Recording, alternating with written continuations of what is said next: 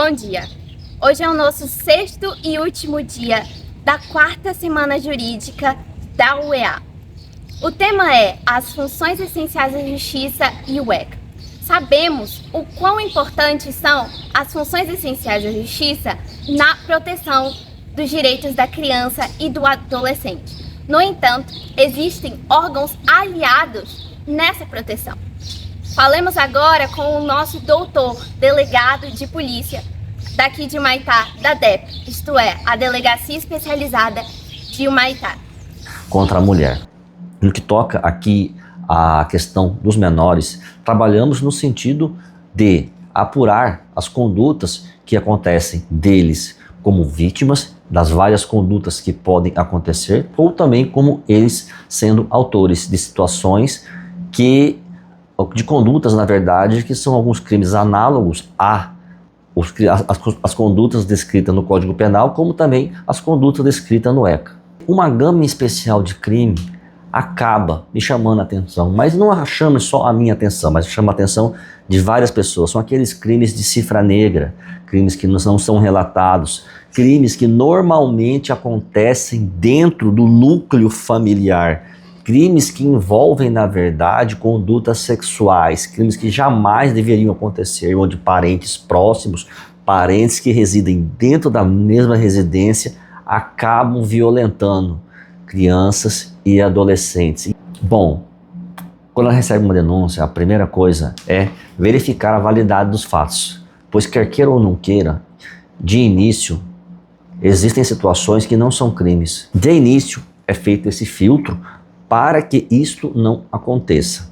E aí, assim, aí sim, digo, partindo para situações que entendemos que sejam crime, se é registrado um boletim, e se começa todo o procedimento com a oitiva das vítimas ou da vítima, em atenção especial à questão da revitimização da vítima, para evitar que ela seja ouvida várias vezes sobre o mesmo fato. Se há um cuidado especial, se essa vítima é ouvida por meio da rede, por meio de psicólogos e assistentes sociais, para que haja o curso da investigação, se é ouvido testemunhas, se é necessário algumas perícias, é feito ou não, e assim segue o curso do procedimento investigativo, até chegarmos ao momento em que encontramos o autor, ou o suposto autor daquela conduta criminosa. E aí analisamos o dilema, é o caso de se prender ou é o caso de se notificar esse autor e seguir o curso do processo.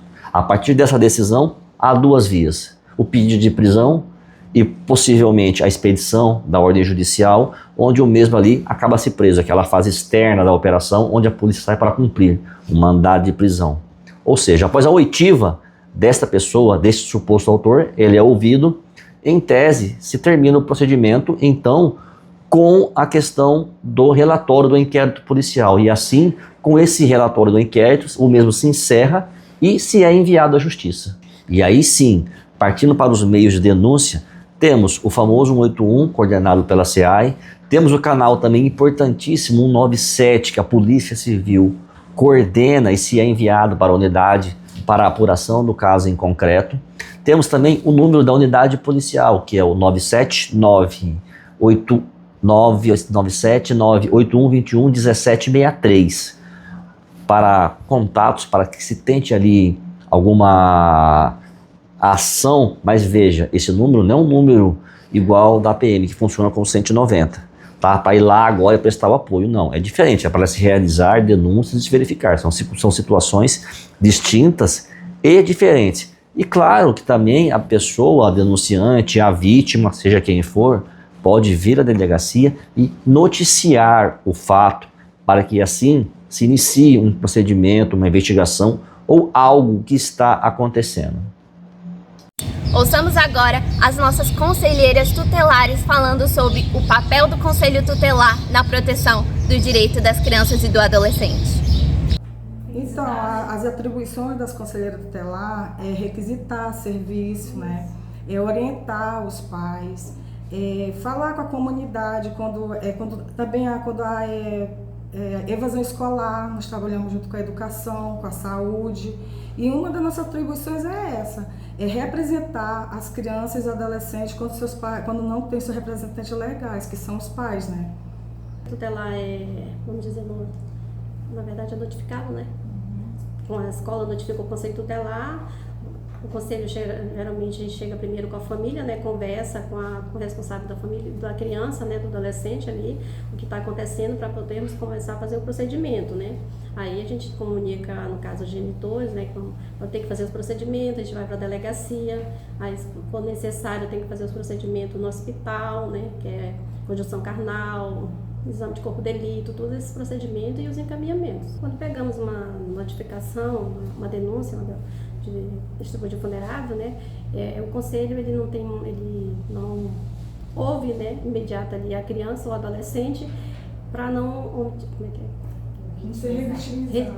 Revitimizado. Então, o conselho tutelar ele faz os procedimentos encaminhando ao SAMIC, né, que vai passar com um profissional, que é o psicólogo, né, assistente social, que vão fazer ouvir essa criança ou esse adolescente para o primeiro momento, né, e lá do SAMIC, o conselho tutelar, na verdade, ele acompanha, né, ele vai acompanhar toda essa trajetória dessa criança, desse adolescente, para fazer todos esses procedimentos, né, SAMIC, hospital se necessário, e fazer os encaminhamentos, até porque muitas das vezes que antigamente era assim, o conselho, chegava aqui no conselho, ouvia a criança ela já vem ali com aquilo ali, ficar ouvindo, aí chegava na delegacia, ela ia contar a história novamente, chegava no hospital, contar a história novamente, então ali a gente já estava violando o direito dela, né, mais ainda, e aí tem a lei da escuta protegida, que a gente faz todo esse procedimento lá no SAMIC, a gente só acompanha, né, e faz os encaminhamentos.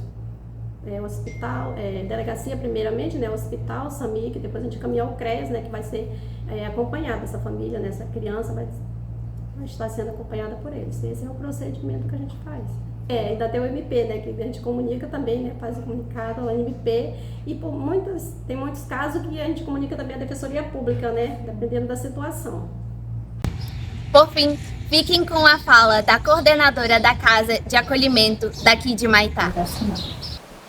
O papel da casa é extremamente importante, porque a casa acolhe as crianças quando ela já não foi encontrado família extensa, não tem parentes, quando não tem pessoas para cuidar, e quando se esgotou todas as possibilidades, aí o juiz expede um documento e envia elas para a casa de acolhimento, onde ela vai cuidar das crianças, no sentido saúde, educação, e cuidar para que os direitos dela não sejam violados novamente, porque com certeza muitos direitos da criança foram violados. E nosso papel aqui é tratar a criança como se ela estivesse num lar, numa família, fornecendo a ela condição adequada para que ela vá à escola, para que ela seja levada ao médico, se necessário ao psicólogo, ao psiquiatra. Por isso que nós contamos com uma rede, nós tentamos fornecer a ela uma casa onde seja similar a um lar, uma família. A gente faz o máximo possível para que isso aconteça. A maior barreira que nós encontramos é uma mão aberta para nos ajudar, porque é uma casa, ela tem todas as necessidades de uma casa comum, de uma casa normal. Você precisa ter uma geladeira cheia, você precisa ter o dinheiro do medicamento quando acontece alguma eventualidade, uma criança adoece, quando a criança está na escola, você precisa de todos os materiais, aí tem o lazer da criança, você precisa levá-lo para inseri-lo na sociedade, você não pode privá-lo de ir à igreja, de ir ao clube, de participar do futebolzinho, do que ele está acostumado a ter na vida lá fora, né? A escola, então, você tem que ter o corte de cabelo, você tem que ter a roupinha, você tem que ter tudo isso. É uma criança, ele tem todas essas necessidades. Um dia levá-lo para tomar um sorvete, levar para uma lanchonete. E a maior barreira é você ter a logística disso no tempo certo, porque geralmente tudo funciona até sexta-feira e tem um horário, né? Mas o que mais me deixa de mão fechada é a falta de colaboração da sociedade. Nós estamos cuidando de crianças que foram violadas pela sociedade, e a sociedade não cuidou bem delas, entendeu? Que teve a deficiência da sociedade, dos pais, porque por algum motivo eles não tiveram condições de cuidar dessas crianças, não souberam, não sei quais são as razões, mas foi assim.